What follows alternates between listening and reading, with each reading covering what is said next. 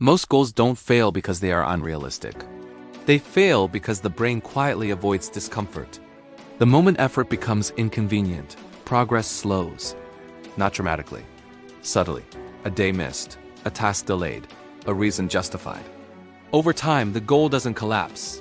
It fades. That's the real problem. People assume success requires motivation, confidence, or discipline. It doesn't. Those are unreliable states.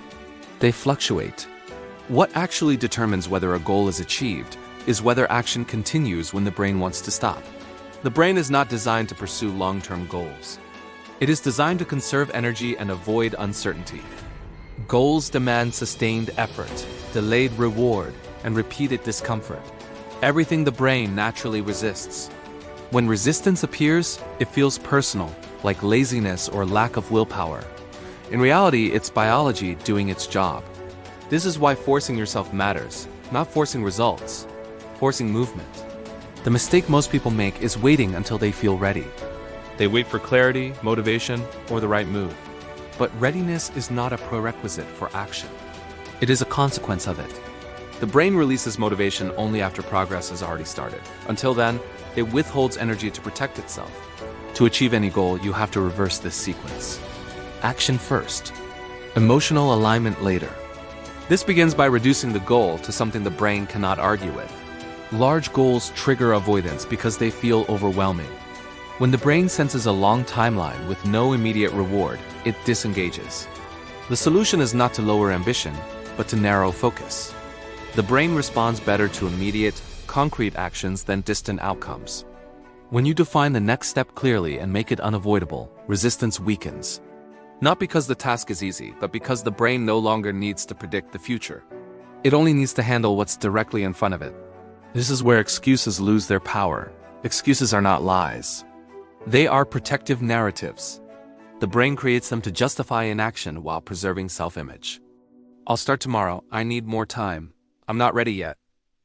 These thoughts feel reasonable, but they all serve the same function: delay. Forcing yourself means removing the option to delay. This doesn't mean working harder. It means working when you least feel like it, in small but deliberate ways. The brain adapts to what it repeatedly does. When action continues despite discomfort, resistance diminishes. The task doesn't necessarily become enjoyable, but it becomes tolerable. That tolerance is enough. Progress compounds when consistency replaces intensity. Another reason goals fail is emotional negotiation. People constantly ask themselves how they feel about the task. This invites hesitation. Feelings are unstable. They fluctuate based on sleep, stress, and mood. When action depends on emotion, progress becomes inconsistent. Forcing yourself means detaching action from emotion. You act because it's scheduled, not because it feels right. Over time, this creates psychological momentum. The brain begins to associate the goal with routine instead of resistance. Momentum is powerful because it reduces decision-making. When decisions disappear, excuses follow. The brain also resists goals because they challenge identity. Change threatens familiarity. Even positive change creates internal friction. Achieving a goal often means becoming a different version of yourself, and the brain prefers what it already knows. This is why forcing yourself initially feels uncomfortable. You are not just changing behavior, you are challenging identity.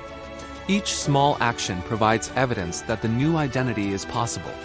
Over time, identity shifts quietly, without effort. This is how long-term goals are achieved, not through constant motivation, but through repeated proof.